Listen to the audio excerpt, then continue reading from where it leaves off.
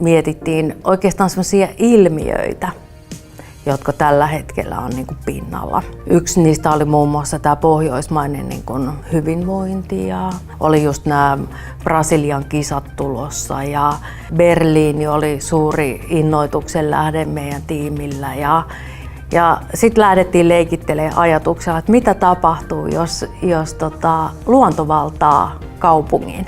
Mä lähdin just niinku pääasiassa miettimään niitä omia semmosia niinku, vähän semmosia värejä, mitä on nyt on niinku nähnyt pidemmän aikaa tässä, mitä on jo jonkin verran kokeiluja käyttänyt töissä. Et ne kaikki oli jollain tavalla niinku maanläheisiä, että siellä oli joko hiekansävyjä tai sitten siellä oli just tätä tämmöistä punasaven terrakotan maailmaa.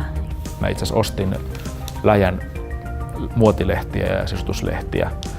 Ja mä aloin repiä niistä sivuja. Kaikki sellaiset värit, jotka vaan tuntui kiinnostavalta ja kivalta ja hauskalta. Ja sitten mä aloin niitä tavallaan niin kuin jaottelemaan niin kuin kasoihin.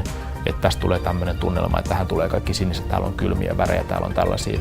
Ja sitten yhtäkkiä mä huomaan, että siellä on niin kuin tietyt värit, jotka toistuu tietynlaisissa yhteyksissä. Ja sitten niistä niin muodostui sellaiset tietynlaiset niin kuin värimaailmat. Että totta kai siihen niinku skaalaan tuli semmosia niinku tehosten värejä, mutta pitkälti sellaisia sävyjä, mitkä toimii sit isoissa pinnoissa ja kestää aikaa. Vuoden väri on H466 Angora. Eikö vaan? Joo.